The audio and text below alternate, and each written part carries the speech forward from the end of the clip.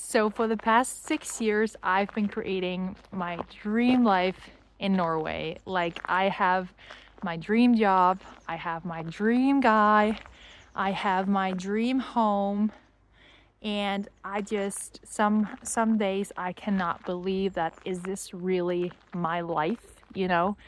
But I haven't always felt like this. I used to feel like it was the biggest mistake doing all of the things that I've done. So I want to kind of walk you through how I created all this and give you some takeaways, like some key things that I believe this is why I managed to create the life of my dreams in Norway.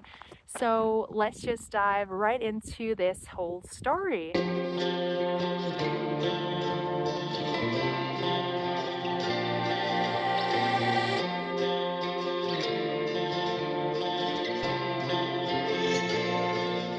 So first of all, I just wanted to tell you that I've never done this type of video before, and I want to do it because I hopefully want to inspire, help, or do make an impact on your own life story. Maybe some pieces of this story can help you to make some big life decisions. First of all, what do I define as my dream life? That would be that I feel like I'm at the right place, I'm with the right guy, I have a good job, and I've managed to kind of build the life that I've always wanted. So how it all started was kind of just that I worked in my home country in Denmark as a fun center instructor.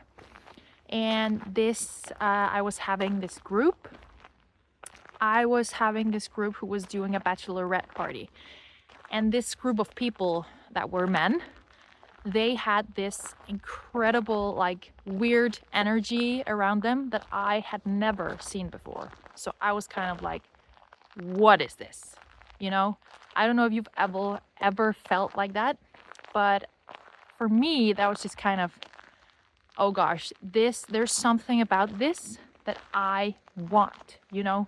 And especially this one guy. So I had to meet this one guy again. So what do? I go out in the city. I'm very tired because I was on a Tinder date the day before. So I was very tired. I did not want to go back into the city sober trying to find a guy, you know, and that's just insane. But so I took a shower, I went to bed, and then I just thought, my brain kept telling me, seriously, Sarah, you can't let this go. So I get up, I get ready, I say to my parents, I just have to go meet a friend, and then I go to the city. And then all of a sudden, I run into this group that I was having during my job because they were out getting some drinks and stuff. And then I go, like, I'm just casually going out for a beer, and then I talk to these people and I ask, so is everyone here? Because I wanted to know if this one guy was still there. And he said, yeah, I think so. And then magically, this guy that I wanted to talk more to, he comes to me and we talk. And then after like 5 or 10 minutes, he says, okay, we have to go to another place, but can I get your phone number? Okay, and I give him my phone number. And that is kind of how it all starts, with me meeting this guy from Norway. And then after a couple of months, I end it because I can't move to a new country. That's just not going to work, you know? And then we ended, but then we keep texting back and forth. And then all of a sudden he's like, well, can I just move into your apartment? Can I just, and let's just see how it all goes. And I was living in this teeny tiny apartment, 34 square meters. And then he moves in with me, and this becomes like the start of our relationship. And so this is kind of how it all starts. Like me meeting this guy, and I've not been with a lot of guys. I've only been with one before him. So I kind of thought, okay, he's really, really the dream guy, you know. And so I give this a shot and it turns out really great. And then I just kind of take a chance moving to a new country, not knowing anyone. I have to try and find a job. I just finished my bachelor degree. And this is where it gets really like bad because after I move here, the relationship and everything is just like going down because wow, moving to a new country, not knowing anyone, you have to build up this whole new identity. That's just really tough, you know? And being far away from your own friends and family. And it took maybe like, yeah, it's been taking like 6 years total, but it definitely took like 3 to 4 years before I started to like feel myself in this new place. And it's not until now that I'm really like, this is it for me. So, but then I get some jobs and I finally get the job that I have now, my absolutely dream job. And so it's been taking a lot of jobs before I actually got this job. And so then we move out to the country where we live now. And then I get pregnant. And that's when everything kind of gets bad again. So I'm alone with these 2 kids because reason number 2, we are going to build our dream home. And so he is gone a lot, building the house, and I'm staying home with the kids. And that's just not doing anything good for me. And it was during Corona. I couldn't really get out there so much. So I started to feel very lonely and I missed my own family because I'm becoming a mother for the first time. And there's just all of these feelings like telling me this is bad. This is not how life is supposed to be, you know? And I talked to my boyfriend about this and he's so supporting. He understands and he's just he's not panicking. He's kind of just talking to me about my feelings.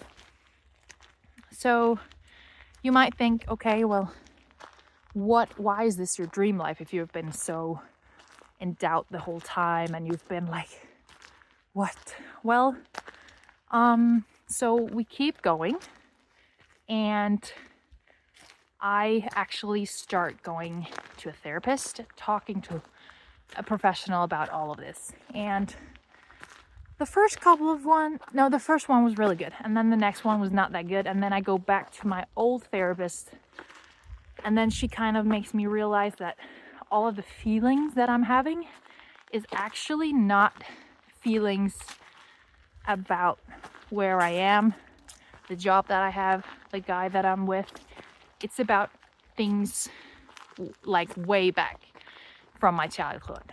And that kind of flips the whole boat for me, making me realize, okay, oh my God, that's it, you know? And since then, I've just been like, wow, like we've built our dream home. We live in this amazing place, in an amazing country. We have 2 kids. And it's just like everything about Norway is actually totally my values. And the job that I have, I would never be able to get that type of job back home. And so, yeah, well, also just the whole lifestyle in Norway, it does not exist where I live. So like there's been times where I've been wanting to give it all up, go back, but I'm so glad that we figured it out. We kept going, and I kept kind of fighting, and then, you know, that's how I created my dream life, you know. Keep going, realizing that what I actually have now, they are the things that I want to have. Those are my core values, you know. I guess one of the reasons I've been able to create my dream life is because I took a risk. I took a risk saying yes to him moving in with me. I took a risk moving to Norway, seeing how it all went out. And I definitely took a risk having kids in a new country far away from my own family. And so I guess life is all about taking risks, and you just have to learn from them. So I've always been thinking to myself, okay, if it does not work out, I can always move back home, you know? So I guess what I'm trying to say, that if you're not taking risks, you can't create your dream life. I mean, life is about that. So another reason why I believe I've been able to create my dream life is because I always, you know, did what I felt in my heart and what felt right. So me staying here, even though it was really hard for a long period, was because I felt in my heart that this was the right thing to do, you know? So I guess that's also a really important fact in creating your dream life. You have to listen to your heart, realizing what are your core values and being aware of that. Another thing is how I got my dream job, and a very important fact in that is that I did not follow the book. Like, I did some things, like for example, I went in there, talked to them in person before even applying. Like, for some people this is like really not in their comfort zone.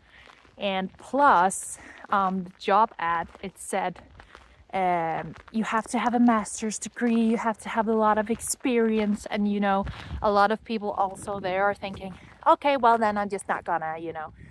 So I guess another really important fact in creating your dream life is kind of don't let anything hold you back, and don't always follow the book and what it says, you know, what a lot of people and how they do it, you know. You have to kind of just go for it, no matter what people or the book is telling you to do. So yeah, I don't know if this helped you or inspired you in any way. I really hope that it did, and if it did, please let me know in the comments. I would really appreciate that. And then I just want to let you know that I want to make way more videos like this, just telling you a story that hopefully can inspire you or help you create your own dream life in Norway or maybe in a different country. So yeah, I hope you liked it, and I'll just see you in another video.